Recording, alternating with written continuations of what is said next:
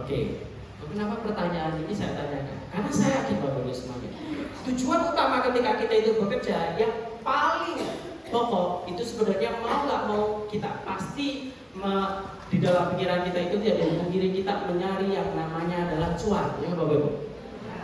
Tapi di balik itu harus ada mananya Bapak Ibu semuanya, karena itu sudah menjadi sunatullah. Kok kenapa menanyakan mana pekerjaan dari diri Bapak Ibu semuanya? Kenapa? Karena ini yang nanti akan menjadi sebuah energi bagi Bapak Ibu. Menurut Bapak Ibu, kira-kira mana pekerjaan bagi Bapak Ibu? Namanya kehadiran Bapak Ibu semuanya di dalam sebuah lembaga pendidikan, dalam sebuah aktivitas pekerjaan. Kira-kira menurut Bapak Ibu semuanya itu penting nggak kehadiran Bapak Ibu? Penting nggak? Bahkan Bapak Ibu semuanya, aktivitas Bapak Ibu semuanya itu harus yang pertama harus merasa penting. Bahwa kehadiran saya itu adalah sesuatu hal yang memberikan dampak positif bagi sebuah lembaga pendidikan.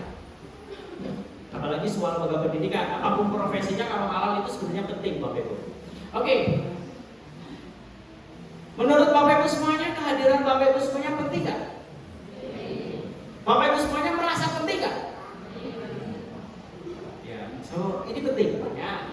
Apa mana pekerjaan bagi Bapak Ibu? Kok kenapa saya menanyakan Bapak Ibu semuanya? Kenapa? Karena mempengaruhi rasa. Ini sebuah contoh Bapak Ibu. Ini sebuah contoh. Ada orang, ada tiga yang berprofesi sebagai tukang bangunan. Yang pertama ditanya seperti ini, Pak sedang apa? Beliau menjawab, ya sedang pasang bata, karena saya adalah tukang batu. Sudah cukup. Oke. Orang kedua ditanya, Pak sedang apa? Saya sedang membangun sebuah tembok yang kokoh. Oke. Terus yang ketiga ditanya, Pak sedang apa? Saya sedang membuatkan sebuah rumah yang kokoh, kuat, supaya orang-orang di dalamnya itu merasa nyaman, supaya orang-orang di dalamnya itu satu hal, yaitu merasa terlindungi. Kira-kira aktivitas yang dilakukan ketiga orang tersebut itu sama nggak? Sama. Tapi yang jadi pertanyaan, energi dan maknanya berbeda atau sama? Beda. Kenapa? Karena aktivitasnya, rutinitasnya bisa saja sama, tapi energi di dalam hati itu berbeda. Yang jadi pertanyaan, ketika orang tersebut itu merasa yang paling bahagia itu kira-kira orang yang mana?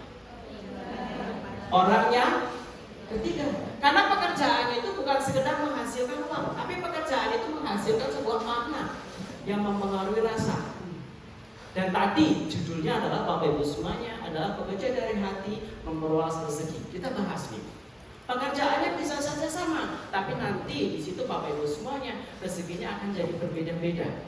Nah, kita bahas Bapak Ibu semuanya. Berikutnya, Bapak Ibu semuanya seandainya ke rumah Bapak Ibu semuanya itu di depannya itu ada yang naruh sakwaring, sakwada itu kotoran kambing. Kotoran kambing, bahasa ting biayah ya, ting selebar seperti itu. Kira-kira respon Bapak Ibu semuanya apa yang terjadi?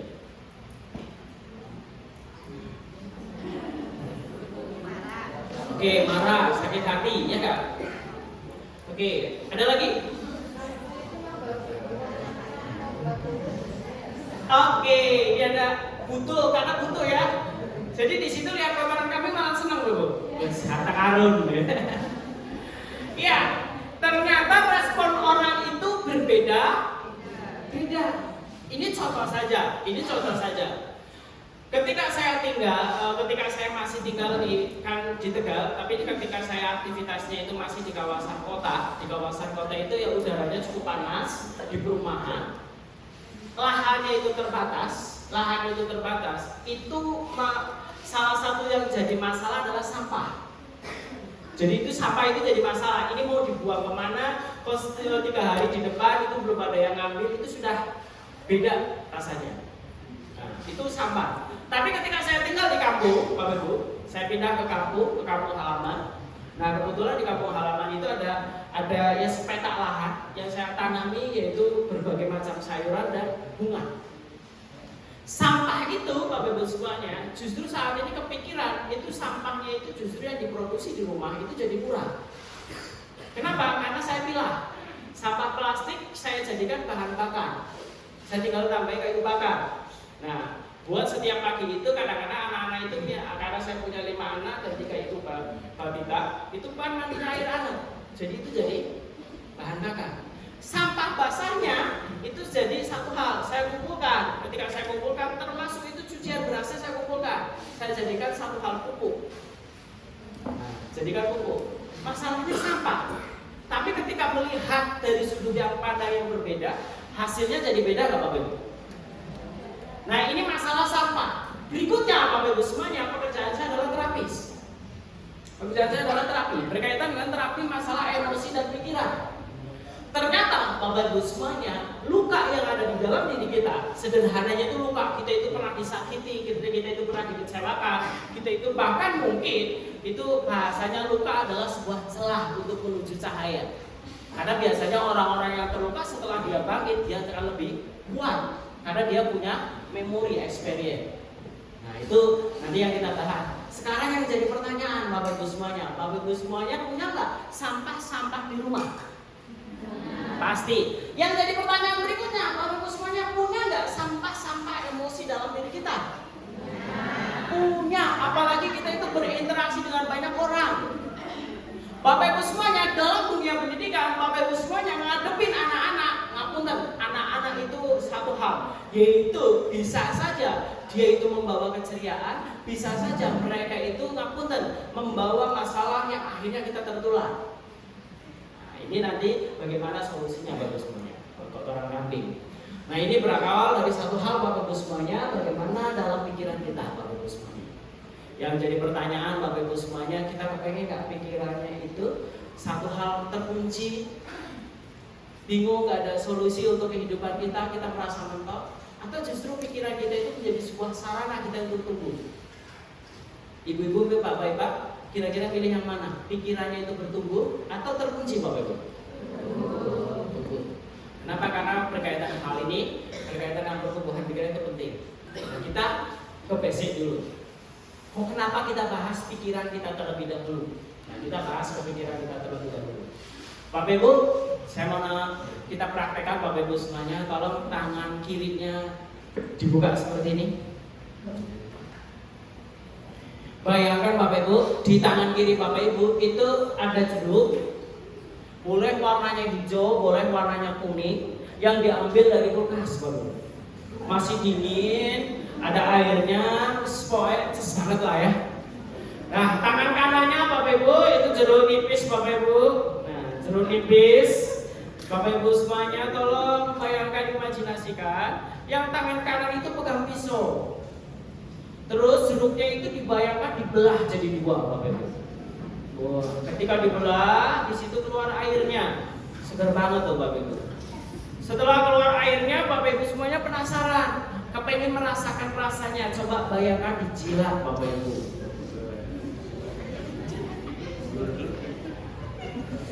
Oke, jeruknya dijilat seperti itu. Oke, Bapak Ibu, kira-kira dalam mengimajinasikan ini, otak kita itu ada respon nggak Bapak Ibu? Ada respon? Ada. Nah, ada respon itu kayak mungkin agak kayak semacam merasakan kecut lalu memberikan informasi ke otak, itu otak ini siap-siap. Begidik bahasanya ya. Yang jadi pertanyaan, jeruknya nyata nggak Bapak Ibu? Enggak. Jeruknya nggak nyata. Kenapa? Karena pikiran manusia itu tidak bisa membedakan antara imajinasi dengan kenyataan. Dan masalahnya adalah Bapak Ibu semuanya, kita itu lebih sering berimajinasi ke hal-hal yang negatif. Akhirnya perasaan kita nggak nyaman. Jangan-jangan nanti seperti ini. Oh, jangan-jangan saya nggak bisa. Itu adalah diawali dari hal, yaitu prasangka kita. Satu, pikiran tidak bisa membedakan antara imajinasi dan kenyataan. Makanya Bapak Ibu semuanya, kita itu perlu melatih prasangka.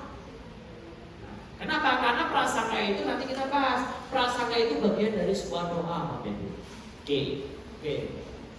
Pikiran dan emosi membentuk diri kita. Terus tadi pikiran tidak bisa membedakan antara imajinasi dan kenyataan Bapak Ibu semuanya.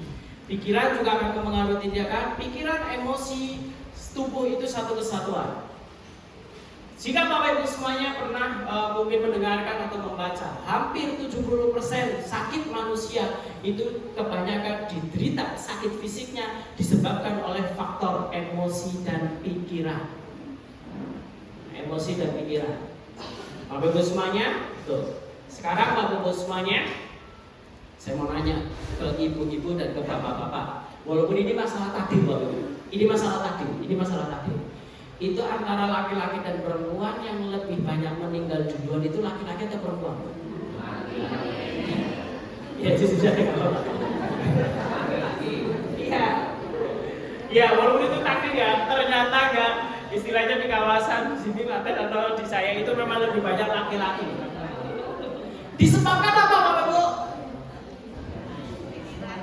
Oke, laki-laki itu katanya akan banyak tuh kalau zaman-zaman sekarang banyak laki-laki itu enggak berbicara. Tapi pikirannya semrawut. Iya, karena kita diakui enggak diakui, ini contoh saja dalam kehidupan kita. Dan memang laki-laki itu jarang mengekspresikan emosinya. Kalau tak mengekspresikan emosinya itu sudah karena saking kependemangan. Dan laki-laki karena tidak bercerita dan tidak menceritakan masalahnya, mau cerita bingung, mau curhat sama temennya, temennya itu nggak mungkin mendengarkan, mau curhat sama istrinya sumber masalahnya.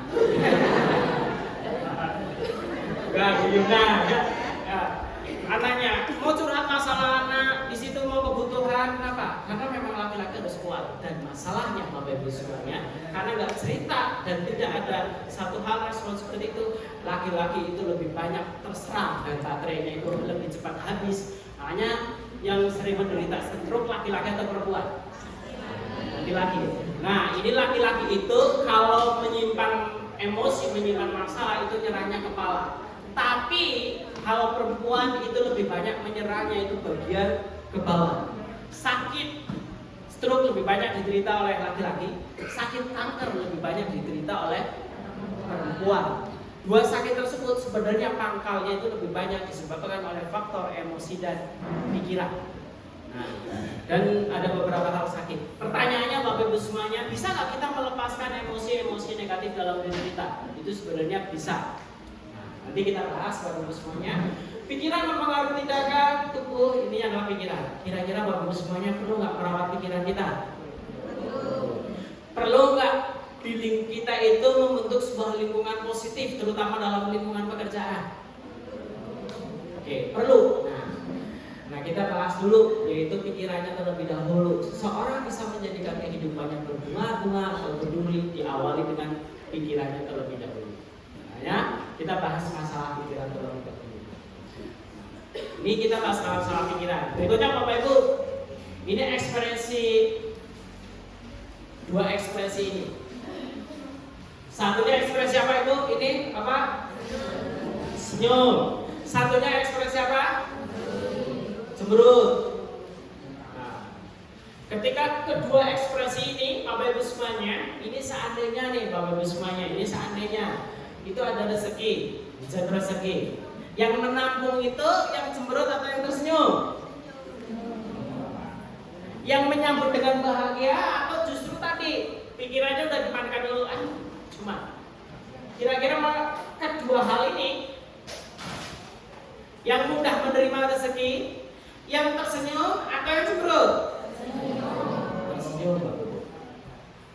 Nah, dari hal tersebut Bapak Ibu sekalian, ini yang namanya adalah sikap negatif dan sikap positif.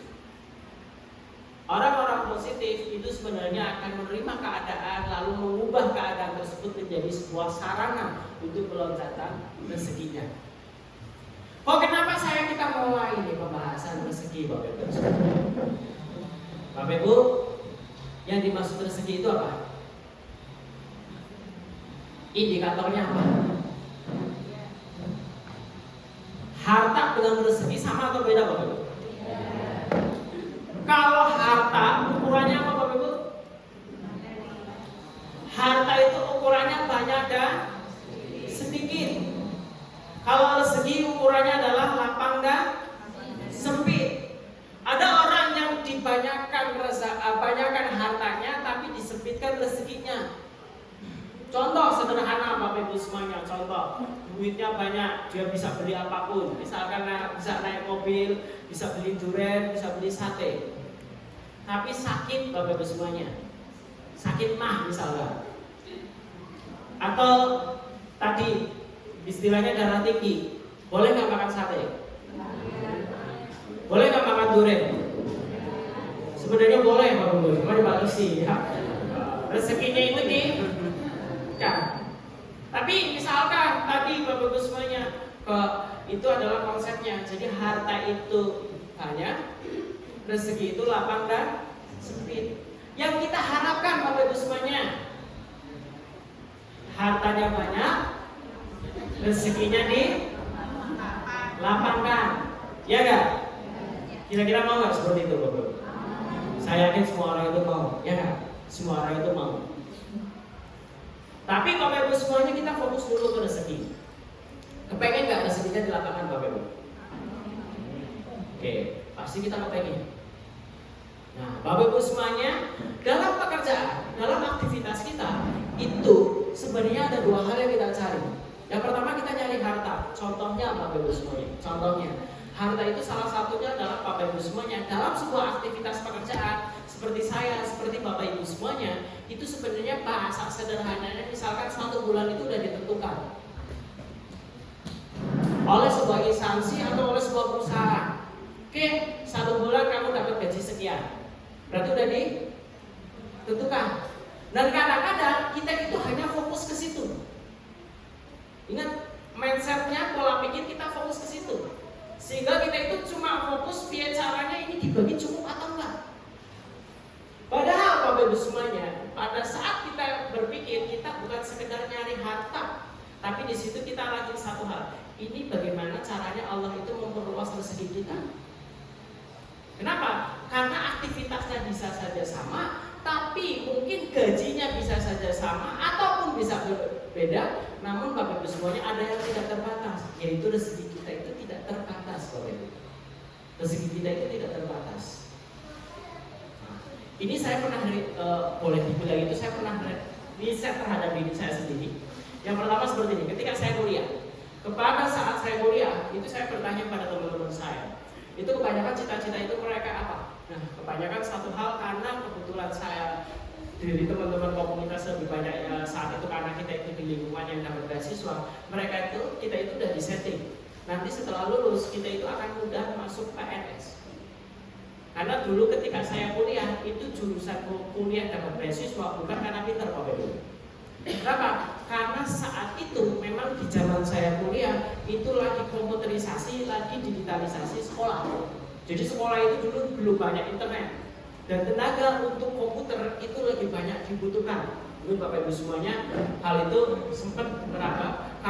Muncullah jurusan-jurusan di elektronik, jurusan di sekolahan SMK, di perkuliahan itu jurusan-jurusan komputer itu jadi favorit. Namun sekarang hilang.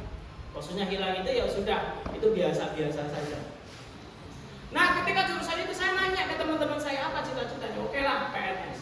Nah, saat itu Bapak Ibu semuanya saya mulai penasaran, gaji PNS itu berapa? Akhirnya itu satu hal saya kepikiran, itu gajinya misalkan saat itu oke lah, rata-rata misalkan 3 juta, 4 juta saat itu. Kepikiran saat itu adalah satu hal, apakah harus jadi PNS untuk mendapatkan uang segitu? Saat itu saya nyambi dan menggunakan angka-angka tersebut itu untuk men-setting otak saya, dan ternyata betul Allah itu sesuai dengan prasangka hambanya. Ketika kita itu membatasi di angka tersebut, ya sudah nilai nominalnya di angka tersebut. Silakan Bapak Ibu analisa dalam kehidupan Bapak Ibu semuanya. Dan saat ini saya beranggapan pekerjaan tersebut itu adalah satu hal, yaitu wasilah untuk lompatan rezeki. Makanya saya ngomong, saya itu pernah jadi guru, saya itu pernah di sebuah lembaga sosial. Saya di lembaga sosial, saya masih ingat saat itu adalah saya digaji setiap bulan itu 350.000.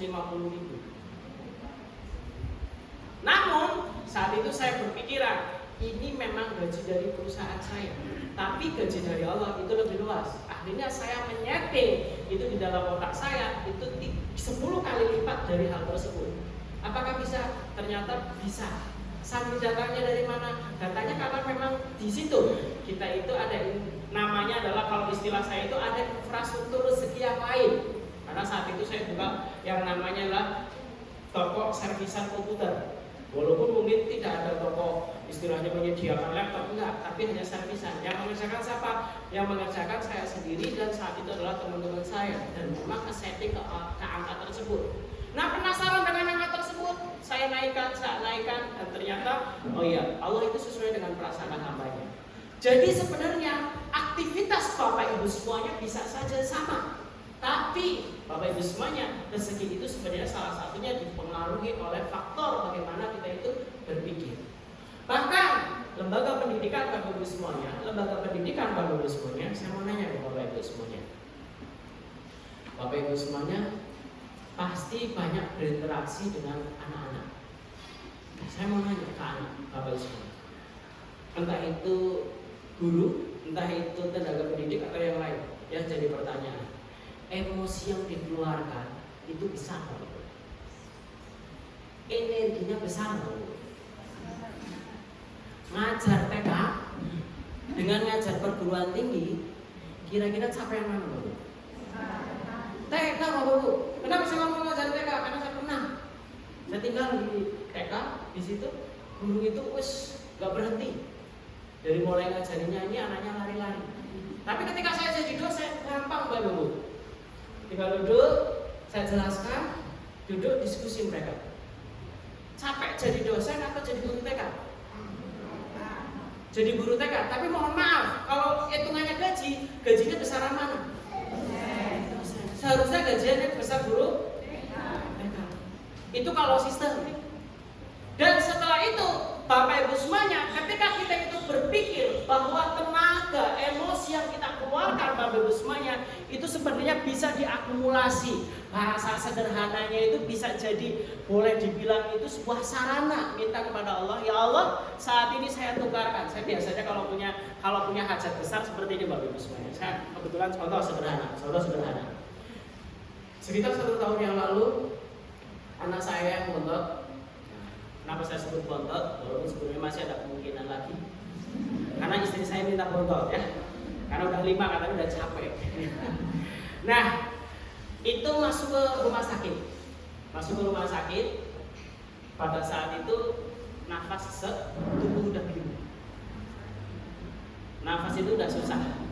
Setelah masuk ke rumah sakit di IGD, saat itu langsung di ronsen, ternyata posisi paru-paru itu kinerjanya tinggal 30%. 70% sudah tertutup sebuah cairan lendir.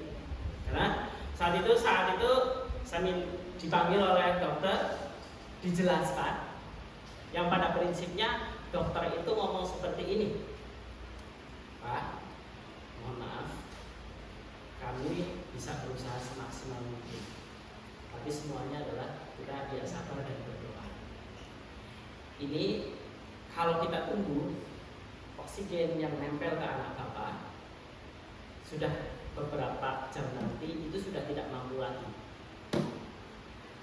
Ada solusi Pak, yaitu paru-parunya itu dimasukkan selang dan dibantu sambil nanti nunggu air lendirnya itu dikeluarkan. Tapi ini butuh waktu. Tapi mohon maaf Pak, ini 50-50 bahasanya. Jadi sabar. Setelah itu ngomong seperti ini, dan mohon maaf Pak, Bapak punya BPJS, tidak. Langsung dijelaskan. Ini kalau dimasukkan ke dalam ruangan tersebut, itu perharinya itu ruangan saja 4 juta. Belum penanganan dokter dan obat-obatan. Di situ satu hal. Ketika saya pasrah, membiarkan anak saya gadanya lain. Karena dokter sudah ngomong Pak, gadanya lain. Tapi ketika saya mengambil resiko seperti itu, saya juga berpikir, ini harus biaya seperti itu. Apa yang saya lakukan? Yang saya lakukan, saya coba diskusi menenangkan istri saya. Dan di situ saya cuma membayangkan wajah anak saya setidak-tidaknya anak saya itu akan bersaksi bahwa saya sebagai orang tua sudah memberikan yang terbaik.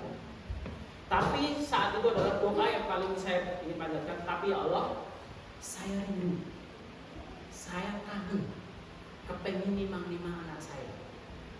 Gitu, seperti itu. Di situ ada sisi pasrah, di situ ada sisi pengharapan. Dan singkat cerita Bapak Ibu semuanya, anak saya itu di ruangan picu itu 17 hari. Di ruangan picunya saja. Dan perharinya saya harus mengeluarkan uang 7 juta. Saya kepikiran uang dari mana?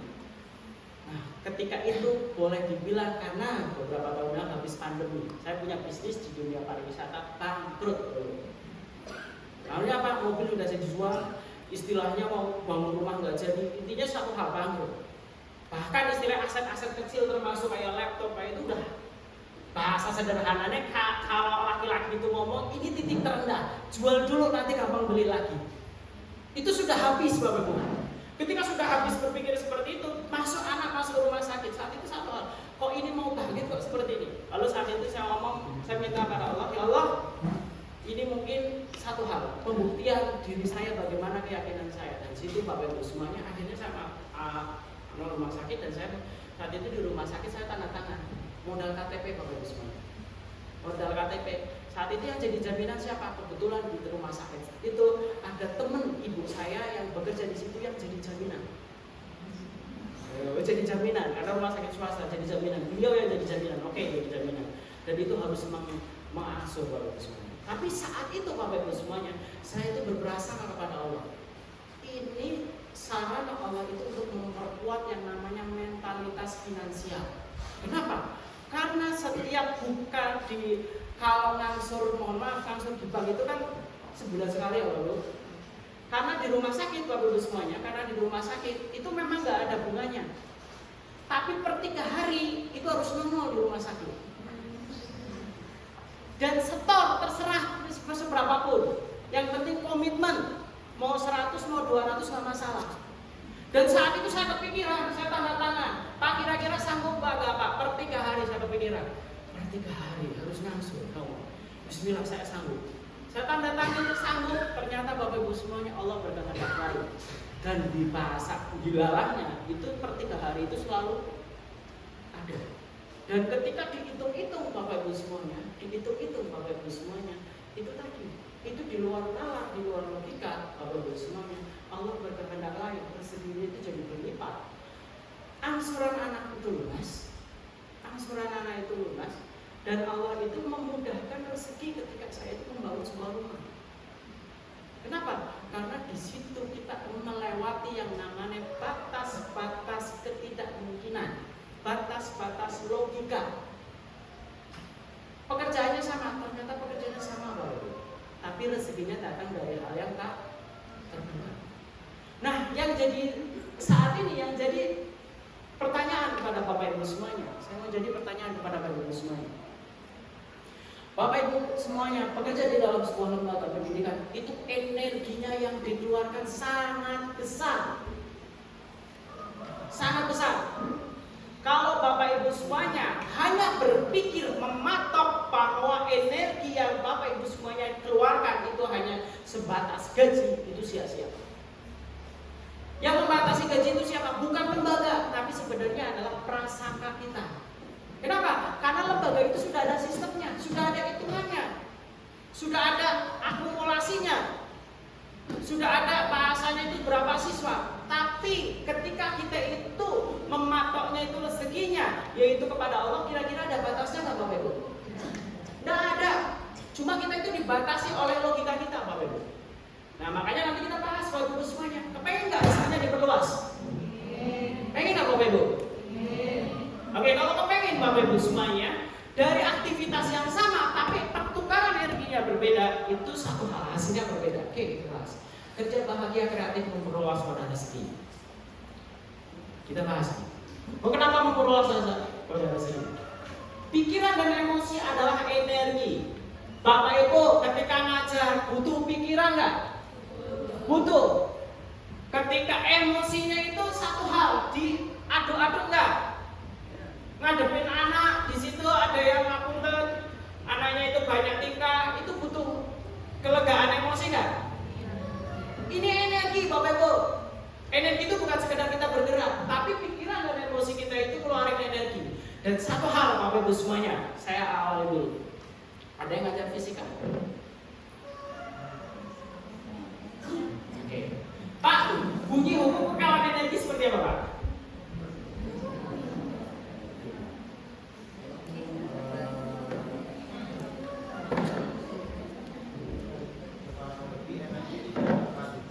Oke, coba. Energi tidak dapat diciptakan dan tidak dapat dimusnahkan. Tidak bisa diciptakan, tidak bisa dimusnahkan. Allah itu menciptakan alam semesta sudah sempurna, ya kan? Tapi dia bisa berubah bentuk dari bentuk ke bentuk yang lain, dan itu muter. Pertanyaannya Bapak Ibu semuanya, energi kelihatan nggak Bapak Ibu? Energi kelihatan nggak? Tapi ada nggak? Contoh energi listrik Bapak Ibu. Energinya kelihatan nggak Bapak Ibu? Enggak. Tapi itu ada nggak? Ada. Kalau nggak percaya nggak apa-apa Ibu. Boleh dicoba. Ada colokan. Rasakan sensasi energinya. Energinya tadi energi listrik ya Pak. Tadi energinya tidak bisa diciptakan, tapi di situ bisa bentuk ke bentuk yang lain. Contoh, ketika saya memakai mic, ada sebuah alat yang mengubah energi listrik dan suara saya jadi lebih kedengaran, lebih jelas. Misalkan, Bapak Ibu, kira-kira kalau saya ngomong nggak pakai mic, kedengeran? Kedengeran, tapi nggak keras, ya kan? Jadi energi listrik ke energi suara, lalu suara tersebut didengarkan oleh Bapak Ibu. Nah, muter tuh. Ketika Bapak Ibu semuanya mendengarkan suara saya sedang menjelaskan, saya sedang mengeluarkan sebuah energi. Nah, kalau ada istilah ini seperti ini. Kalau dalam dunia, kalau psikologi ada orang introvert, ada orang extrovert. Saya itu orang yang sebenarnya lebih suka keluar ke dalam. Makanya biasanya kalau habis ngomong seperti ini, satu hari saya di rumah sembunyi, ngumpulin energi, karena harus dikeluarkan, ngumpulin energi Bapak Ibu. Nah, energi itu dikeluarkan Bapak Ibu semuanya. Tadi dari listrik ke suara saya jadi besar. Bapak Ibu mendengarkan. Ketika mendengarkan, apa yang saya sampaikan itu sebuah energi. Informasi itu sebuah energi. Kenapa informasi itu sebuah energi? Itu pun terakumulasi ketika saya belajar berbagai macam yang namanya adalah ilmu berkaitan dengan pikiran. Lalu saya keluarkan. Apakah energi tersebut sia-sia? Yang pertama Bapak Ibu semuanya, mungkin Bapak Ibu semuanya ada yang lupa, ada yang ingat, gak masalah. Karena yang penting keluar energinya dikeluarkan. Nah, energi tadi keluarin tuh emosi. Terus Bapak Ibu semuanya berubah tuh lampu jadi cahaya, misalnya seperti itu. Yang menjadi pertanyaan, energi tidak bisa diciptakan dan tidak bisa dimusnahkan. Ketika Bapak Ibu semuanya mengeluarkan energi, baik positif maupun negatif, itu sebenarnya energinya kemana? Itu sebenarnya energinya bisa saja hilang, menguap begitu saja, dalam dibilang udahlah biarin. Atau bisa saja itu bisa menjadi sebuah akumulasi kebaikan bagi Bapak Ibu semuanya yang bisa ditukar dengan energi yang lain. Makanya tadi saya ngomong, saat itu saya berdoa pada Allah, ya Allah, saya siap membayar apapun anak saya. Karena saya tidak punya apa pada saat itu sudah habis-habisan, saya cuma berdoa, saya siap capek ya Allah untuk membayarnya, untuk menukarnya. Saya siap bekerja. Saya ngomongnya pada Allah, saya siap bekerja. Jadi yang nanti yang ngasih kerjaan itu kan ada kerjaan tambahan itu Allah. Sampai Bapak Ibu semuanya, kadang-kadang kan kita kepikiran, saya sampai di kepikiran pinjam sana pinjam sini. Saya masih ingat, karena saya punya komitmen saat itu oleh Allah yang menolong. Ketika saya ngomong sama tetangga, saya ngomong sama teman saya ngomong sama saudara saya cerita pada saudara saya punya tanggungan sekian. Bisa nggak barangkali dipinjam? Ketika teman saya, saudara saya ada yang meminjami mungkin, ada yang enggak. Ketika tidak diminjami satu hal, saya cuma berprasangka baik. Kenapa saya berprasangka baik kepada Allah saat ini seperti ini?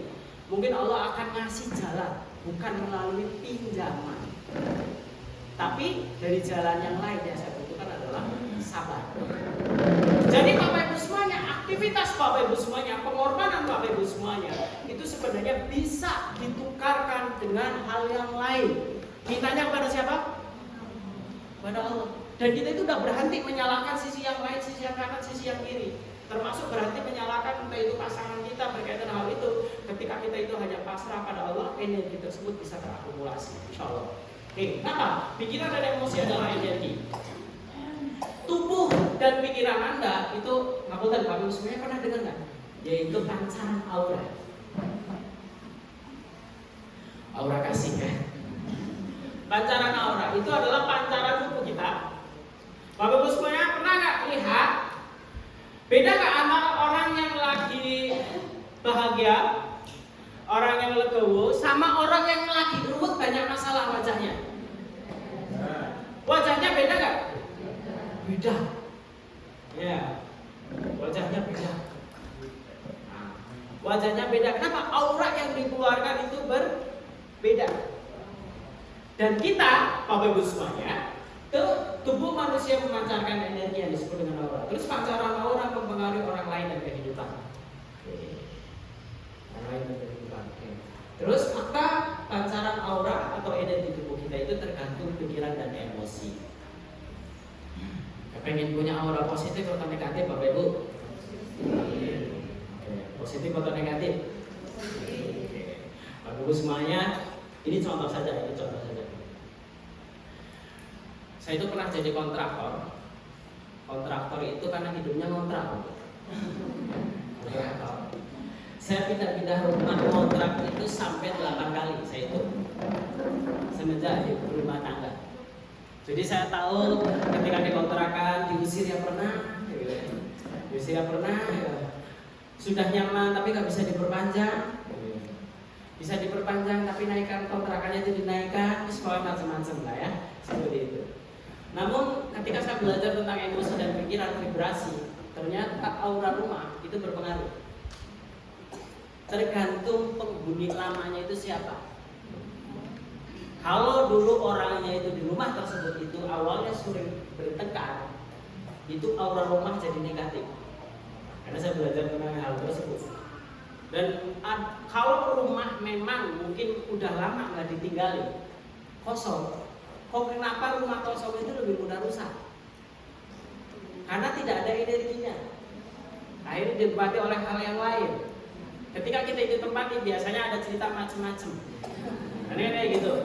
Nah, ternyata Bapak Ibu semuanya, itu setelah kenapa saya memahami hal tersebut, karena saya pernah buka yang namanya klinik hipnoterapi. Itu saya punya ruangan khusus, yaitu ruangan yang khusus untuk melakukan sesi terapi di ruangan tersebut. Dari mulai orang itu curhat sampai saya terapi, dan ruangan itu terasa sangat tidak nyaman. Disebabkan apa? Ruangan itu setiap hari digunakan untuk cerita hal-hal yang kurang enak, ya kan? Saat itu saya mikir kok ruangan nggak nyaman banget, dan termasuk badan saya itu ketularan. Nah, termasuk kehidupan rumah tangga saya ketularan. Setelah saya memahami tersebut, akhirnya saya menghentikan layanan terapi secara khusus tersebut. Kenapa? Saya fokus pada keluarga saya. Yaitu saat itu satu hal Bapak Ibu semuanya, singkat cerita, Allah itu menguji rumah tangga saya. Dan betul kata istilahnya teman-teman komunitas terapi, orang yang paling susah di terapi itu bukan siapa-siapa, itu adalah keluarga sendiri, apalagi pasangan. Itu tantangan. Dan akhirnya saat itu, mohon maaf karena satu, istri saya itu dulu ketika sejak awal menikah itu nggak bisa nangis, nggak bisa nangis ketika mengalami emosi sesuatu hal yang nggak nyaman, dia itu akan memukul tubuhnya dan menyakiti tubuhnya, atau istilahnya itu yang jadi lawan itu tembok. Tapi tapi lama terpendamnya seperti itu. Nah, luka yang begitu dalam, Bapak Ibu semuanya, sekarang saya mau nanya, Bapak. Di sini masih nggak yang masih bisa nangis? Masih ya? Sering nangis? Sering. Syukur ya Bapak Ibu. Alhamdulillah. Pak, istrinya suka nangis Pak? Iya. Gak tahu. Iya. Beberapa tahun yang lalu saya melihat istri saya nangis, itu saya bahagia sekali. Saya bahagia sekali. Kenapa? Sebenarnya menangis itu bentuk kelembutan hati. Makanya kalau laki-laki itu sebenarnya sudah didoktrin, sudah diedukasi, laki-laki kok nangis. Dan ternyata ini berbahaya. Yang akhirnya laki-laki itu suka nahan emosi. Tapi kan satu hal Bapak Ibu semuanya, jangan salah. Kadang-kadang sendirian itu laki-laki itu juga nangis. Tapi nangisnya sembunyi. Termasuk sama Bapak Ibu semuanya, sama. Respon terhadap sebuah kejadian, laki-laki itu nangisnya itu belakangan. Contoh tadi sama, ketika anak masuk ke rumah sakit, kan perempuan itu biasanya sudah panik sambil nangis. Laki-laki itu pura-pura tenang biasanya. Tenang. Terus nyari solusi pikirannya jalan dulu. Nangisnya belakangan, setelah tagihan keluar. Itu laki-laki bahasanya. Wah, mikir ya seperti itu. Tapi pada prinsipnya nangis itu sebuah fitrah. Nah, jika cerita istri saya nggak bisa nangis, dan saat itu adalah kebetulan istri saya itu sempat mendiagnosa bahwa merasa sakit jantung, tubuhnya itu agak ngilu. Puncak itu, istilahnya puncak itu, yaitu sekitar 4 tahun yang lalu. Puncak itu pandemi.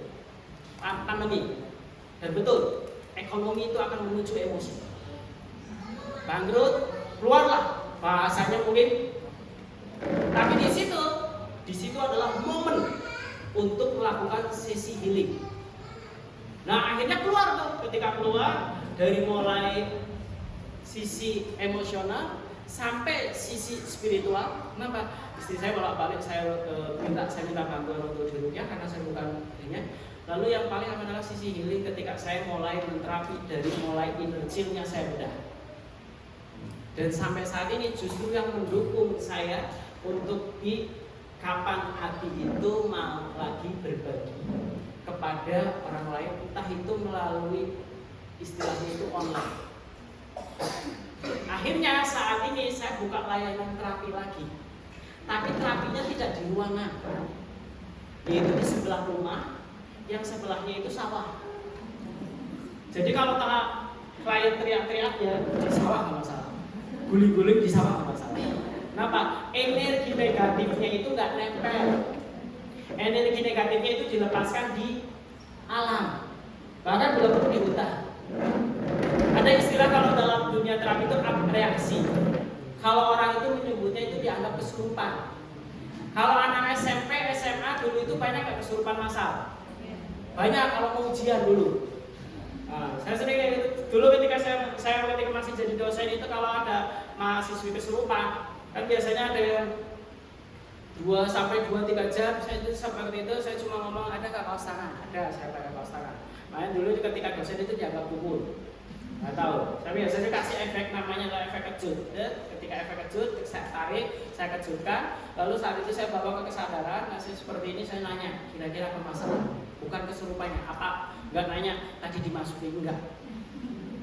Karena bentuk ketika mereka itu beranggapan kesurupan itu adalah bagian egonya yang lagi nyari perhatian. Makanya biasanya di situ saya ngomong. Biasanya kalau anak-anak perempuan SMA, kuliahan itu cuma masalahnya mohon maaf, ya saya habis diputus. Nah, habis diputus biasanya seperti itu. Namun masalahnya itu sebenarnya berakar dari keluarga. Jadi Bapak Ibu semuanya, satu hal, emosi akan berpengaruh terhadap kehidupan kita.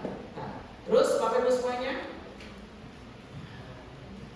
kenapa kita perlu menghadirkan hati dan pikiran? Emosi, pikiran memancarkan gelombang.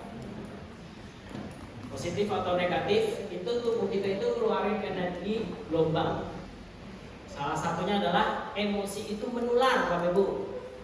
Emosi negatif maupun positif itu menular. Makanya saya nanya ke Bapak Ibu semuanya, bisa nggak lingkungan sekolah ini dijadikan lingkungan yang namanya akumulasi energi positif yang saling mendukung? Gimana ketika Bapak Ibu semuanya datang ke sekolahan ini, lihat wajah teman Bapak Ibu semuanya, itu jadi semakin semangat. Tapi yang terjadi, lihat wajah teman, trauma, repot itu. Iya, jujur aja ya. Ini gelombang energi, ya kan? Nah, sekarang Bapak Ibu semuanya, mau nggak energi yang dikeluarkan oleh Bapak dan Ibu itu diubah menjadi energi positif? Kira-kira mau nggak? Dan energi positif tersebut, tadi sekali lagi, itu justru yang akan menarik rezeki. Menarik rezeki. Nah, ini emosi apa yang Anda pikirkan dan rasakan, Bapak Ibu semuanya, silakan amati kehidupan Bapak Ibu semuanya. Apapun yang dipikirkan secara berulang-ulang, itu sebenarnya sebuah doa yang tidak terucap. Doa yang tidak terucap. Ini kebetulan, mohon maaf, saya karena basically saya tadi berkaitan dengan emosi, saya minta bantuan. Saat itu saya ngaji, lalu saya bikin kajian namanya adalah Family Harmony. Nah, Family Harmony tersebut, Bapak Ibu semuanya, itu kan termasuk curhat-curhat masalah rumah tangga. Ada orang yang polanya itu sama. Polanya sama seperti ini. Mohon maaf, dia nikah, cerai, ganti pasangan. Ternyata pasangannya bisa saja kelakuannya sama saja. Kenapa? Karena di dalam otaknya itu ada terekam sebuah doa yang terucap yang diharapkan. Itu seperti itu. Nah, bagaimana cara merubahnya? Yang diubah itu bagaimana? Bukan faktor eksternalnya, tapi adalah bagian dalam dirinya. Sama Bapak Ibu semuanya, yang membatasi nilai-nilai rezeki itu sebenarnya diri kita. Termasuk batas-batas nominal finansial. Saya mau nanya ke Bapak Ibu semuanya. Pernah ngamati nggak angka batas nilai maksimal dan nilai nominal setiap bulan Bapak Ibu? Saya coba amati.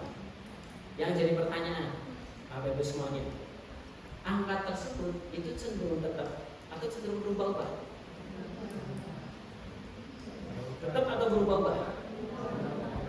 Yang jadi pertanyaannya, jujur aja. Yang jadi pertanyaan, Bapak, kepengen nggak angka tersebut itu diubah? Yang saya maksud dengan diubah itu dinaikkan. Ini tantangan, Bapak. Kepengen nggak? Pengen tahu caranya nggak? Saya nanya dulu ke Bapak dan Ibu. Kalau ada yang berani, Bapak. Kalau ada yang berani. Pak, angka sekarang menurut Bapak yang sedang dijalani, angka cukupnya berapa? Tapi angka yang saat ini lagi dijalani itu rata-rata berapa? Ada yang berani? Angka cukupnya berapa? Tapi angka rata-rata yang lagi dijalani berapa? Kenapa saya nanya ke bapak-bapak? Yang pertama seperti ini, Pak. Uang itu bagi laki-laki itu kadang-kadang tabu untuk dibicarakan. Padahal uang itu sifatnya netral. Uang itu netral, Pak Ibu. Yang mempengaruhi adalah energi ikatan emosi kita. Nanti Bapak Ibu semuanya, ini contoh saja. Saya pernah mengalami fase, Bapak Ibu semuanya, Pak, nggak pegang uang sama sekali, Pak? Sering. Oke, Great. Kalau gaji bertahan berapa hari, Pak?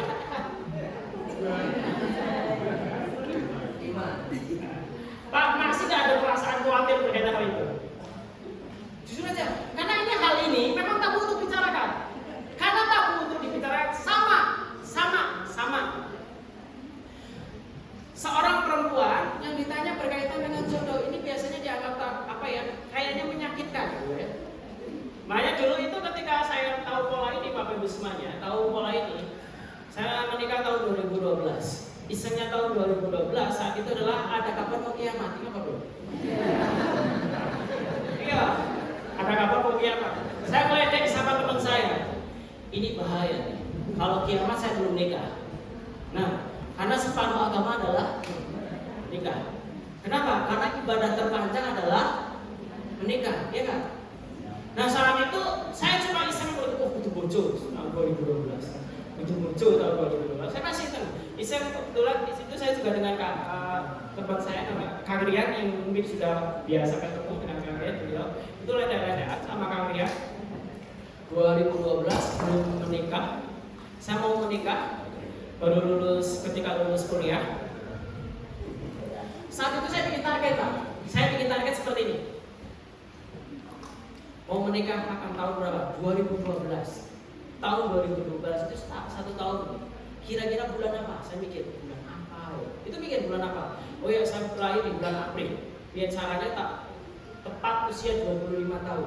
Bulan April. Tanggalnya berapa? Oh, tanggalnya pokoknya sebelum tanggal lahir saya. Saya buat tulis catat seperti itu.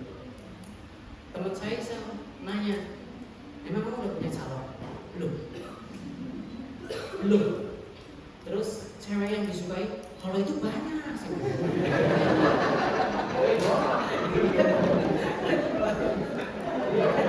Kalau itu banyak. Ada yang nggak pernah dideketin? Apa yang saya lakukan? Yang saya lakukan adalah mendata.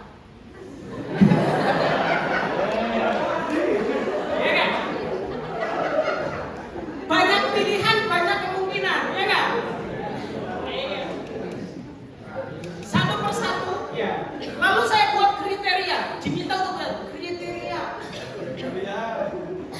pasangan idaman, perempuan idaman seperti apa? Coba tulis 10 kriteria tersebut. Ditulis tuh. Ditulis, silakan lah. Bisa menganalisa dari mulai mungkin akuntan wajah atau apa, saya tulis 10 kriteria. Silakan saat ini coret 5 kriteria untuk mempermudah. Cuma 5. Saya coret 8 kriteria. Tinggal 2 kriteria. Yang pertama dia perempuan. Yang kedua untuk mempermudah dia mau sama saya. Sederhana nggak? Sederhana. Dia perempuan mau sama saya, karena saya normal, seperti itu. Tapi kan tidak sesederhana itu kan, karena sudah ada targetnya. Nah akhirnya saya satu hal, mulai saat itu saya masih ingat, saya telepon, SMS dulu nggak ada zaman WA ya. SMS nanya kamu udah punya calon belum? Karena ada yang calon apa? Saya datangi ke rumah tuh. Ketika saya datangi ke rumah, saya sampaikan maksudnya. Dan ternyata ketika itu tanggapannya masing-masing. Hancur-hancur lah hatinya ya. Yang pertama ketika sudah bahasa ada yang langsung menolak. Ketika langsung menolak, ini laki-laki nih. Saya ngomong seperti ini. Terima kasih. Anda belum beruntung mendapatkan saya. Padahal jujur saja waktu itu nggak punya apa-apa ya. Sampai didatangi seperti itu, sampai saat itu memang yang didatangi saya semuanya nolak, nggak ada yang menerima. Nggak ada yang menerima. Di situ sudah ikhtiar, titik pasrahnya pada saya ngomong, ya Allah, saya udah ikhtiar maksimal. Terserah kau ya Allah. Tapi saat ini saya punya target sekian. Dan saya target yang lebih gila adalah Bapak Ibu semuanya, ketika target tersebut saya sebar SMS ke teman saya. Hadir ke pernikahan saya tanggal sekian. Saya pada penasaran kalau siapa Bu Eli Golek. Iya boleh. Kenapa? Karena sekolahnya pasal. Dan di situlah ternyata Allah itu mempertemukan ketika kita sudah di titik pasrah. Mempertemukan ketika saya mengisi di sebuah panti asuhan. panitia menghubungi saya dan panitia itu mengantarkan surat datang ke rumah dan ternyata ketika saya bukakan pintunya, saya di dalam hati kerentek saya dalam berpikir, nah ini target selanjutnya. Betul, setelah sesi ngisi pada anak-anak yatim, karena saya berpikir mungkin Allah itu mempertemukan di tempat yang mulia ini. Saat itu saya nanya dan ternyata di situlah memang berdoa. Nah, di situ titik keyakinan awal. Nah, berikutnya adalah titik ini tadi saya nanya, uang itu kadang-kadang sama laki-laki itu tabu untuk dibicarakan. Bahkan rumah itu sesuatu hal yang tabu dibicarakan. Saya pernah ngontrak melakukan balik seperti itu. Awalnya aku ketika rumahnya mana, saya masih ngontrak, saya nggak perlu malu. Kenapa? Di situ saya sedang memantaskan diri. Begitu pula saya nanya tadi masalah titik kebutuhan dan titik yang saat ini sedang dijalani. Kira-kira saya mau nanya ke Bapak Ibu, kira-kira yang dijalani itu sesuai atau enggak? Titik yang diinginkan dengan titik yang didapatkan itu sesuai enggak? Enggak. Nah, yang jadi pertanyaan Bapak Ibu semuanya, ketika kita itu merasa tidak sesuai Bapak Ibu semuanya, masalahnya itu sebenarnya cuma satu. Kita itu menggantungkan masalah rezeki itu pada manusia, bukan pada Allah. Bagaimana caranya? Caranya seperti ini Bapak Ibu. Saya mau nanya, Bapak Ibu semuanya ketika bekerja di sebuah instansi pendidikan, energi yang dikeluarkan besar atau enggak? Besar. Bisa nggak hal itu ditukarkan kepada Allah, minta pada Allah, ya Allah, saya kepengin menukarkan rasa lelah ini, rasa capek ini dengan satu hal, yaitu Engkau memberikan rezeki. Dan ingat, otak kita itu ada settingannya Bapak Ibu. Kadang-kadang kita itu cuma ditanya, kepengin seperti apa rezekinya, cuma jawabnya sebanyak-banyaknya. Kira-kira sebanyak-banyaknya ada batasnya nggak? Ketika sebanyak-banyaknya, otak itu nggak tahu cara menjangkaunya.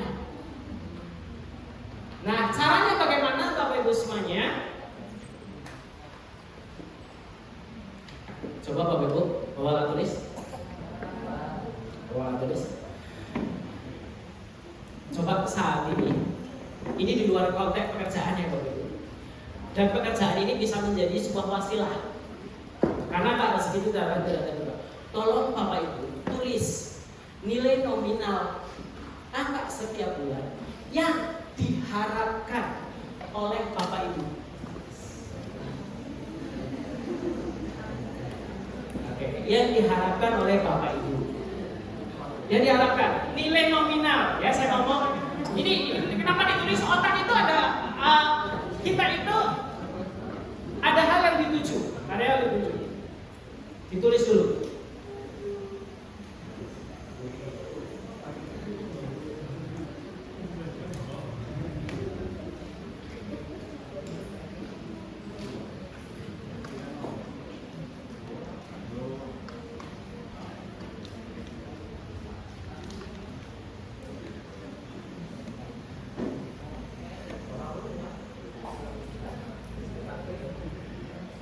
Kenapa? Kalau saya membicarakan tentang entah itu strategi mendidik, berbicara tentang yang namanya kerjasama, namun diri kita itu belum merasa selesai, itu nggak nyambung. Makanya dituntaskan dulu. Termasuk salah satunya adalah faktor kebutuhan Bapak Ibu yang ingin diharapkan. Ingat yang diharapkan dan ingat harapannya itu bukan tentang gaji, tapi ini tentang rezeki. Oke. Sudah ditulis Bapak Ibu? Ada yang berani menyampaikan? Ada yang berani? Tidak apa-apa, ini bukan masalah apa, tapi adalah keberanian kita bahwa itu nanti kita doakan bareng-bareng. Oke, Bapaknya dulu. Dengan Pak siapa?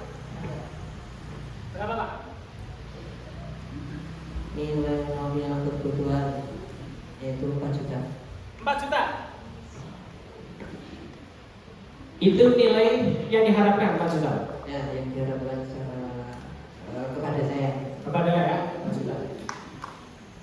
Saya mau nanya, itu nilai 4 juta. Berikutnya adalah apa? Itu angkat yang dianggap angkat cukup ya. Titik aman. Hah? Titik aman. Iya. Ya cukup. Akan cukup. Nggak nyaman aman. Tapi kalau dihitung, karena nanti kebutuhan orang beda-beda. Kalau saya, ya bukan saya cerita, anak saya ada 5, ya kebutuhannya beda. Berapa Pak? Kenapa? Ini bukan masalah apa ya? Masalahnya supaya seret dulu sama hati. Gimana?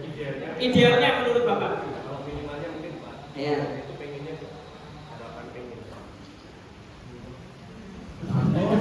Nggak apa-apa ya sampaikan. Ya, mungkin untuk per bulannya. Iya, per bulan. Kalau untuk hitung-hitungan mungkin dari 5. Gimana? 5. 5 ya? Ya. 5 juta. Ya, 5 juta. Pak, ketika Anda mendengarkan kata-kata 5 juta, berharap 5 juta, dalam otak Bapak, dalam perasaan Bapak, kan ada satu hal, kita itu ada banyak suara.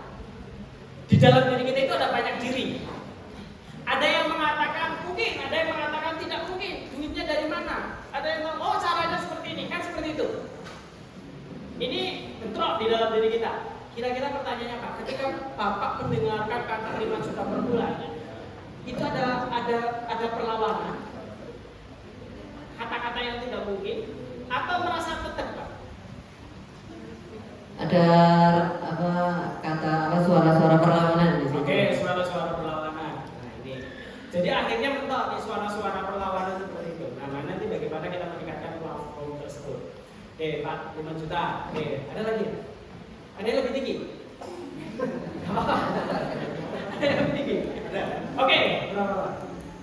Ya, sebulan yaitu 14.900.000.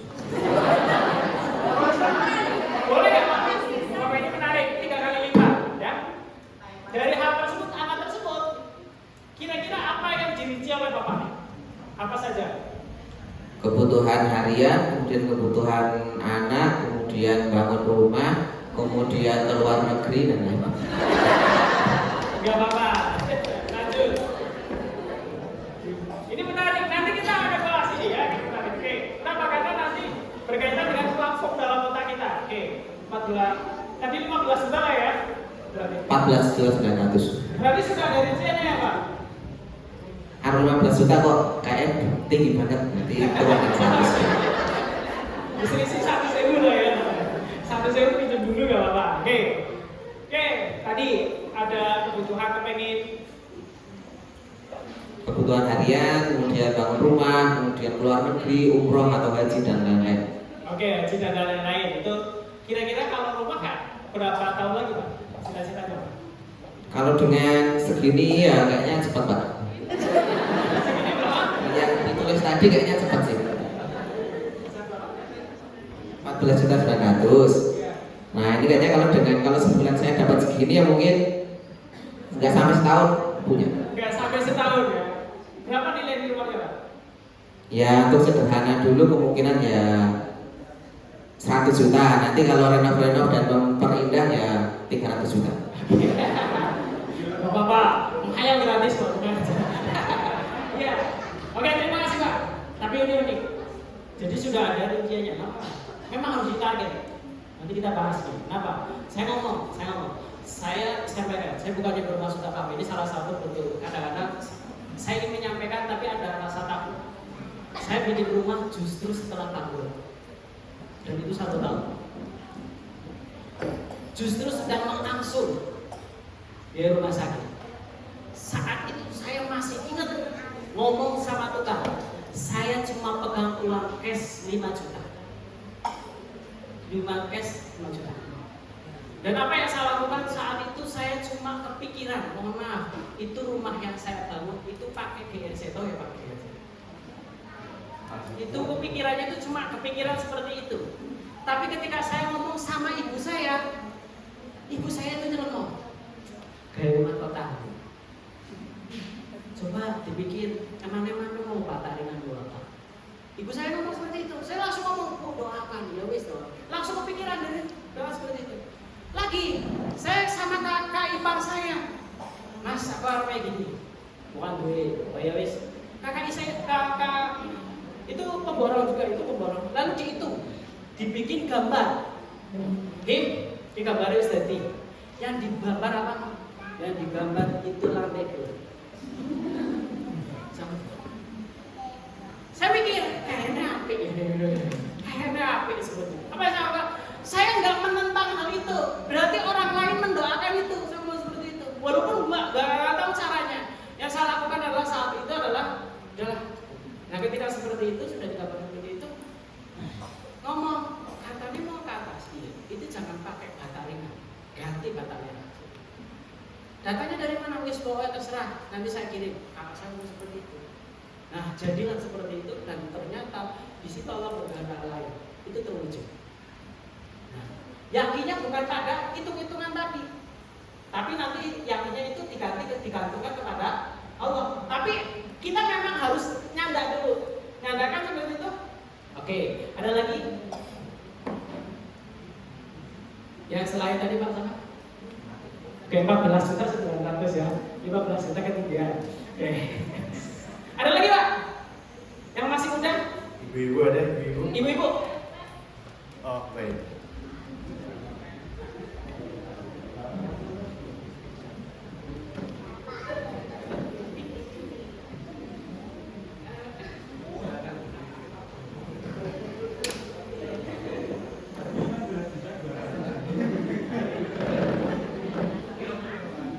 Ini tadi cuma bercanda Pak, sama Bu Muji. Ditulis, disampaikan apa Pak? Saya bilang 20 juta satu bulan. 20 juta satu bulan. Oke, 20 juta tersebut kira-kira apa yang kepikiran? Coba aja. Bangun rumah, melunasi hutang, Oke. menyekolahkan menyekolahkan anak sampai pendidikannya yang lebih tinggi dari saya. Oke. Terus mau menghajikan atau mengumrohkan kedua orang tua saya. Oke. Begitu. Seperti itu. Kira-kira sebenarnya cita-cita kita mulia nggak? Pertanyaannya ketika cita-cita kita mulia, kok kenapa tidak mengadukan pada Allah? Ya. Nah, nanti kita bahas nih. Oke, ada 20 juta ya. Oke. Ada lagi Bu, sebelah sini aja belum. Kenapa? Hal pertama yang perlu kita lakukan untuk meningkatkan platform tersebut itu tidak tabu membicarakannya. Kalau kita itu masih masa hal itu kayaknya coba bapak-bapak itu kan kalau cerita itu masalah finansial penghasilan itu sesuatu hal yang kadang-kadang merasa ragu. Ada nggak sebelah sini? Ada? Oke Pak, ini strateginya Pak. Walaupun ini bukannya Pak yang pertama jelas seperti ini. Allah itu sesuai dengan perasaan hambanya. Selama ini kita menggantungkan rezeki kita itu menggantungkan pada hal yang salah. Apa itu? Kita menggantungkan kepada manusia, kita menggantungkan kepada lembaga.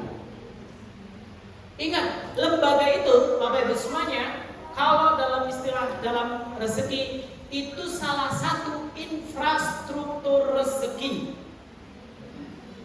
Dan pekerjaan Bapak Ibu sebenarnya sudah di satu hal, yaitu di tahapan yang kalau boleh dibilang itu mudah mendapatkan rezeki. Kenapa? Karena pekerjaan Bapak Ibu itu sebenarnya pekerjaan salah satunya adalah pekerjaan yang sifatnya berbagi, memberi ilmu. Yang menjadi pertanyaan, ketika Bapak Ibu semuanya berbagi ilmu, memberi ilmu, itu ngeluarin energi nggak Bapak Ibu? Dan ketika anak didik Bapak Ibu itu kabutan profesinya suatu saat itu akan bermacam-macam. Itu sebenarnya pertukaran energi. Nah, kalau saya mengajar Bapak Ibu semuanya, termasuk ketika saat ini berdiri di hadapan Bapak Ibu semuanya, ini saya anggap salah satu yang namanya yang disebut dengan gardu rezeki, pusat rezeki. Nah, lalu rezeki gardu ini apa? Ini kayak semacam seperti ini, Pak. Hukum tabur tuai. Kalau tadi hukum kekalan energi, ya, hukum tabur tuai. Bapak Ibu semuanya, sekolah itu bisa dijadikan kita itu menabur kebaikan, menanam kebaikan. Tapi di situ kita berdoa, ya Allah, dari apa yang saya tabur, saya ingin menuai. Lalu Bapak Ibu semuanya, ketika berharap seperti itu, bangunlah infrastruktur rezeki yang lain. Contoh Bapak Ibu. Bapak Ibu semuanya, kalau mematok ini menjadi sumber rezeki, ya udah itu kebatas. Pertanyaannya Bapak Ibu semuanya, bisa nggak saat ini kepikiran membangun infrastruktur rezeki yang lain? Contohnya nyambi. Dan nyambi walaupun sambilan itu ternyata bisa jadi jalan. Tapi sumber rezekinya itu istilahnya itu tadi gadanya dari ngajar, dari pendidikan. Kita menabur lalu berharap panen. Naburnya bukan nabur hanya batas apa, naburnya itu istilah kita itu menabur di alam kebaikan, di alam semesta. Di alam semesta. Bapak Ibu semuanya, bisa saja saat ini Bapak Ibu semuanya hadir secara total ketika mengajar, lalu di situ punya sambilan, dan di sini ternyata faktor sambilannya itu justru nanti akan jadi masukan. Contoh sederhana seperti ini. Saya itu meyakini seperti ini. Saya meyakini dalam keluarga itu rezeki itu bukan datang, istilahnya saya itu hanya sebagai pintu. Bisa saja di situ ada rezekinya istri, bisa saja itu rezekinya anak-anak. Saya ngomong, saya berdoa, ya Allah, saat ini saya meminta dan memohon padamu ya Allah, seandainya Engkau sedang menyempitkan rezeki saya, luaskanlah rezeki anak saya melalui diri saya. Nah lalu kalau seperti itu Bapak Ibu semuanya, kita pernah nggak kepikiran bahwa anak kita itu jadi beban? Nah itu anak itu sebenarnya membawa rezekinya masing-masing, tinggal bagaimana kita itu menguasai. Oke, nah apa yang saya sampaikan bisa dipahami Bapak Ibu? Bisa nggak sekolahan ini dijadikan gardu rezeki? Ketika berbagi, meniatkan menebar kebaikan, lalu Bapak Ibu mengharapkan rezekinya itu datang dari Allah. Tapi Bapak Ibu semuanya buat platform, minta rezekinya itu pada Allah. Salah satunya menuliskan tadi gaji tersebut. Ketika Bapak Ibu semuanya, saya yakin, kalau kita itu menuliskan gaji tersebut, lalu ngomong misalkan, lalu berharap kepada sebuah lembaga, itu nggak mungkin cukup. Kenapa saya ngomong nggak cukup? Karena kebutuhan kita itu beda-beda, keinginan kita itu beda-beda. Kalau misalkan berharap sesuai dengan harapan Bapak Ibu semua, itu nggak akan selesai. Tapi itu akan selesai ketika kita itu berharap pada Allah. Ampun, bisa dipahami di situ? Oke, jadi saat ini Bapak Ibu semuanya, mulai hari ini sudah ditulis dulu, saya mau sudah ditulis dulu karena itu faktor utama dulu. Kenapa harus? Yang pertama seperti ini. Ketika kita itu ingin meningkatkan diri, yang pertama kita itu punya impian, punya harapan, punya keinginan. Yang kedua, kita punya strategi.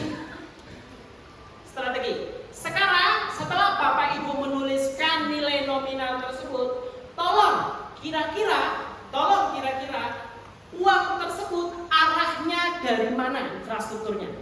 Silakan. Bisa samping dari ngajar sekian, dari punya sambilan sekian, tulis. Selain menuliskan dari warisan, itu ada. Nah, ya. Selain itu ya. Infrastruktur rezekinya dari mana? Ya, karena salah satunya materi kita itu saya gabung, salah satunya adalah berpikir kreatif. Bapak Ibu semuanya nyari solusi untuk dirinya sendiri terlebih dahulu. Kalau dirinya sendiri solusinya belum dicari, dia carikan solusi untuk memecahkan masalah sekolah, itu berat.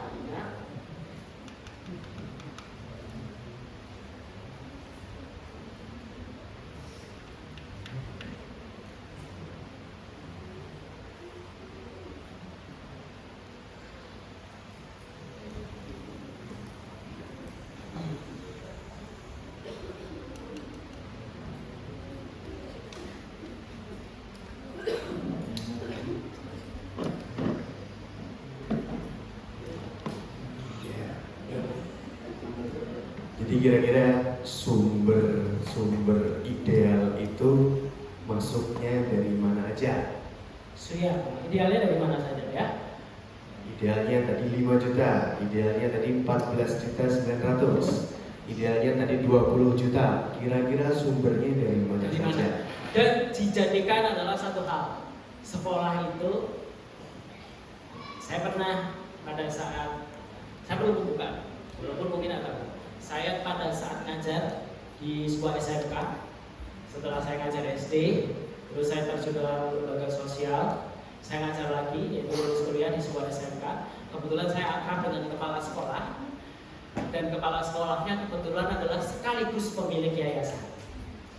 Duduk di situ ngobrol, iseng, karena sekolah itu baru berintis, sekitar berapa tahun. Saya itu suka guyonan saat misalkan guru itu dapat snack lawedan ya. Kalau pas lagi ujian semester atau apa pas snack seperti itu. Saya cuma dengan guru mungkin karena saat itu juga saya masih muda, tapi saya tolong sama bapak kepala sekolah. Pak, lawedannya aja gorengan beda Pak. Pak, lawedannya jangan gorengan terus ya Pak. Serak ya Pak. Coba pisang-pisang roti. Nah karena suka guyon, kepala sekolah pun udah mau seperti ini. Ente wong kampung makan roti, biasa makan budingnya kesel kok. Kenapa? Karena suka iklannya gitu. Tapi ketika duduk dengan beliau itu menyampaikan seperti ini. Hip, yang ngarep-ngarep sugih aja dadi guru. Yang ngarep-ngarep sugih aja dadi guru. Tapi yang ngarep-ngarep berkah jadi guru. Kebetulan dia menyampaikan seperti itu. Satu, dia kepala sekolah, dia juga guru. Dia itu ngapunten, saya masih ingat kepala sekolah saat itu dia itu di sekolahnya sendiri dan digaji oleh sekolahan sendiri. Saya masih ingat itu sebesar 500.000. Tapi dia itu punya bisnis, yaitu bisnis jual beli mobil dan jual beli mesin-mesin bekas. Kayaknya dari situ, tapi dia ngomong, saya kayaknya memang dari luar. Tapi yang narik rezeki itu justru dari sekolah. Kenapa? Karena ketika dia itu meniatkan mendidik, membesarkan sekolah, dia itu satu hal, meniatkan itu menjadi sebuah sumber magnet kebaikan bagi dirinya. Begitu pula Bapak Ibu semuanya boleh berharap gaji besar, boleh berharap, ngapunten saya ngomong ganti bukan gaji ya, berharap setiap bulan itu nilai nominalnya bertambah. Jadikanlah sekolah itu tarikan rezekinya. Ngapunten bisa dipahami di situ? Sehingga Anda itu tidak berharap pada lembaga, tapi berpikir bagaimana lembaga ini dibesarkan. Karena ini jadi magnetnya.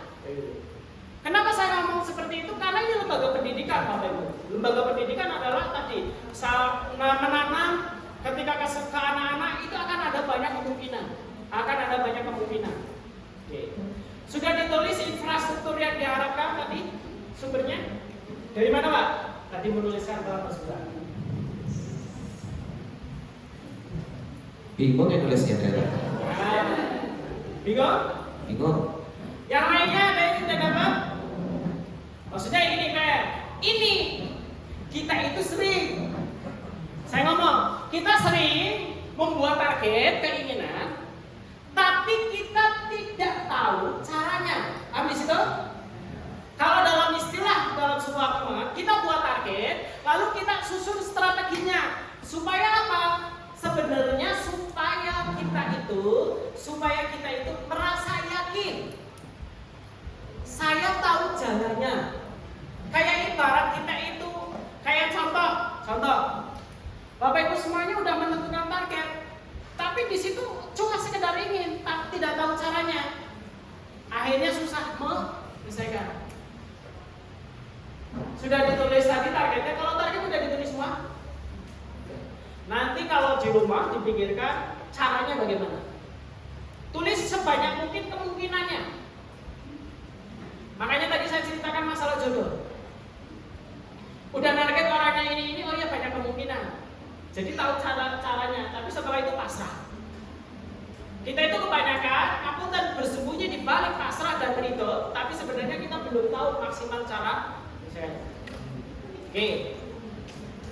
Jadi kalau Tadi ada yang 20 juta, ada yang 14,9, ada yang 5. Nah ini kan masing-masing orang itu berbeda-beda. Oke, masing-masing orang berbeda. Atau ada yang lebih tinggi lagi? Oke, selesaikan dulu tuh masalah hal tersebut. Oke, masalah hal tersebut. Oke, Bapak Ibu, sekarang di sesi ini saya mengajak Bapak Ibu semuanya.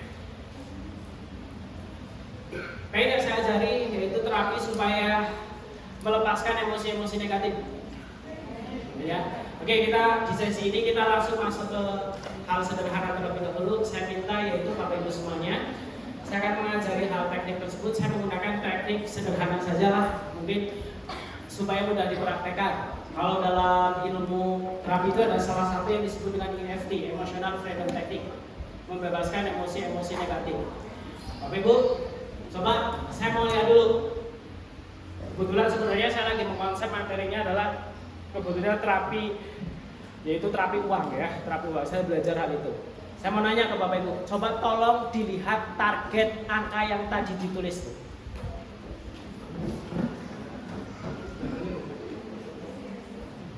Yang ditulis.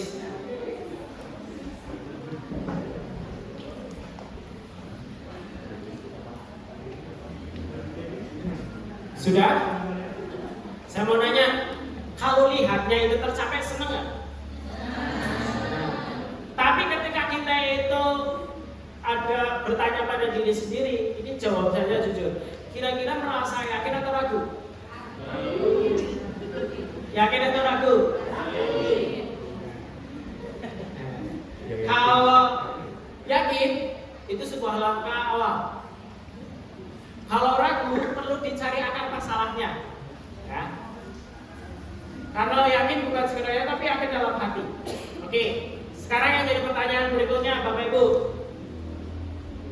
Kalau kepengen mencapai hal tersebut, kira-kira Bapak Ibu semuanya akan berharap dari mana? Akan berharap dari mana, Bapak Ibu? Saya mau nanya, ini jujur saja, kalau dia berharapnya dari sekolah itu mungkin nggak? Enggak. Kenapa? Ya karena memang itu sebuah sistem. Nah, sebuah sistem sudah ditentukan. Tapi kalau saat ini Anda berharap pada Allah, lalu dijadikan sekolah ini wasilah Anda sebagai sarana pertukaran energi kebaikan yang lalu diajukan kepada Allah, itu mungkin. Tapi Bapak Ibu, itu perlu dicarikan infrastruktur jalan rezeki yang lain. Paham nggak maksudnya infrastruktur jalan yang lain? Sambilannya apa nih? Bisnisnya apa nih? Asalnya kayak gitu. Saya mau jualan apa nih? Itu bisa. Seperti itu. Oke, kalau sudah itu belum merasa yakin nggak apa-apa, nanti silakan nyari solusinya, dipikirkan di rumah kira-kira infrastrukturnya itu apa saja. Lalu di situ ada 3 tahapan. Yang pertama membuat target, yang kedua membuat strategi, yaitu cara-caranya. Yang ketiga Bapak Ibu semuanya mulai melangkah atau yang disebut dengan eksekusi. Ingat, Bapak Ibu semuanya ikhtiar ketika Bapak Ibu semuanya itu juga menjadi sebuah niat jalan ibadah.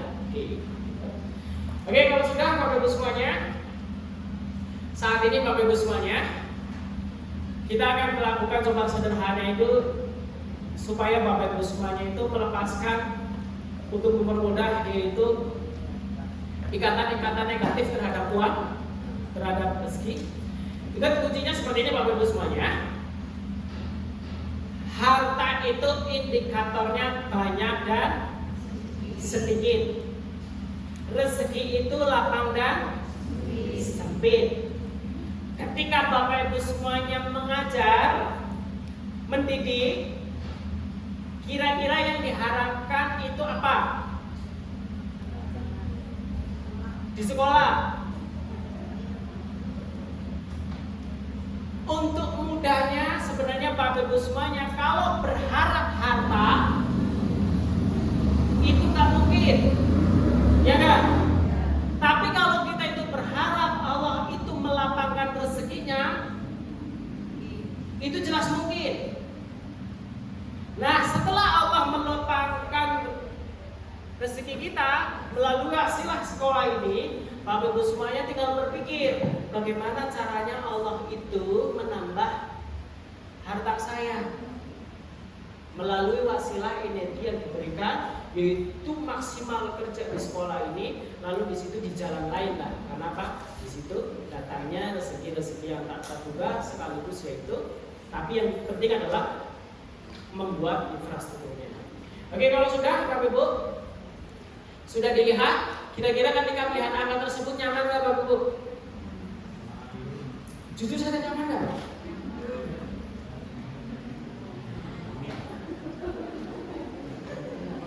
Ya.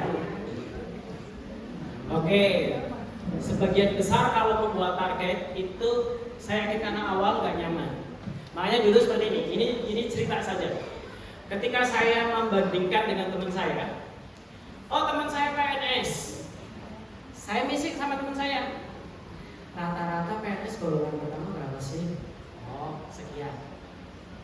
Misalkan 3 juta. 3 juta. Saya ngomong 3 juta. Saya itu 3 juta. Bisa nggak 3 juta? Bisa 3 juta. Setelah 3 juta, dalam waktu 3 bulan berturut-turut, saya mengikhtiarkan supaya angka itu terpenuhi. Secara otomatis, secara 3 bulan berturut-turut, otak saya berpikir, hati saya mengiyakan. Ternyata gampang, bisa, tidak harus jadi PNS, angka 3 juta. Setelah itu, ternyata ada orang yang gajinya lebih tinggi lagi. Ingat, kita ada 2 kemungkinan, merasa iri atau merasa termotivasi. Ingat, merasa iri atau merasa termotivasi. Saya tanya, saya dalam otak saya berpikir seperti ini.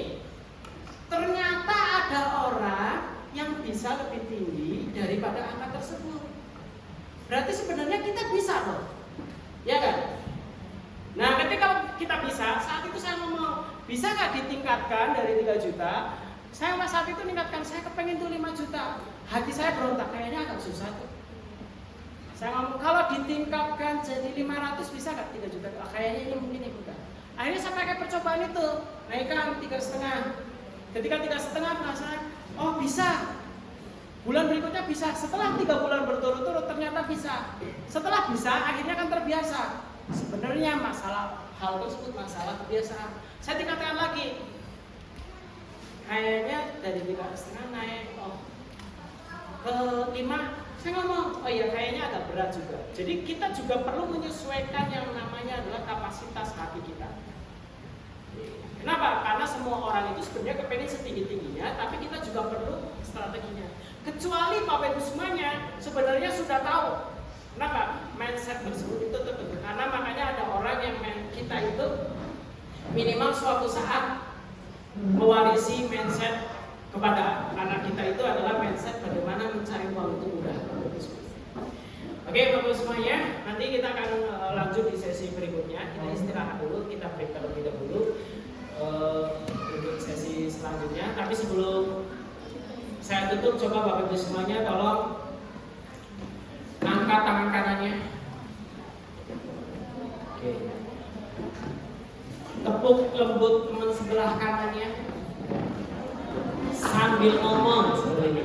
Didoakan Bismillahirrahmanirrahim. Saya doakan hari ini rezekimu bertambah. Saya doakan apa yang kau cita-citakan terwujud. Saya doakan hidupmu makin berkah. Saya pun mengingatkan sekolah ini mungkin tidak menjadikanmu kaya raya, tapi sekolah ini menjadikan tempat magnet rezeki.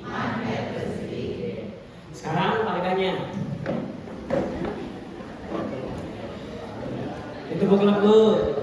Terima kasih. Saya pun mendoakanmu rezekimu berlimpah, hartamu bertambah, hutangmu dilunaskan. Amin ya. Tepuk lagi, tapi ingat temenmu ini yang mendoakan dipinjemi 100. Oke, nanti kita lanjut di sesi berikutnya. Bapak Ibu semuanya, kami mengucapkan terima kasih atas kebersamaan. Assalamualaikum warahmatullahi wabarakatuh. Ya, Masya Allah luar biasa nih Bapak Ibu. Selanjutnya kita break dulu nih Bapak Ibu. Silakan mengambil snack di sebelah selatan dan utara. Nanti kita makannya di sini saja Bapak Ibu ya. Kembali lagi di materi Insya Allah 15 menit ke depan. Moga Bapak Ibu manfaatkan sebaik-baiknya.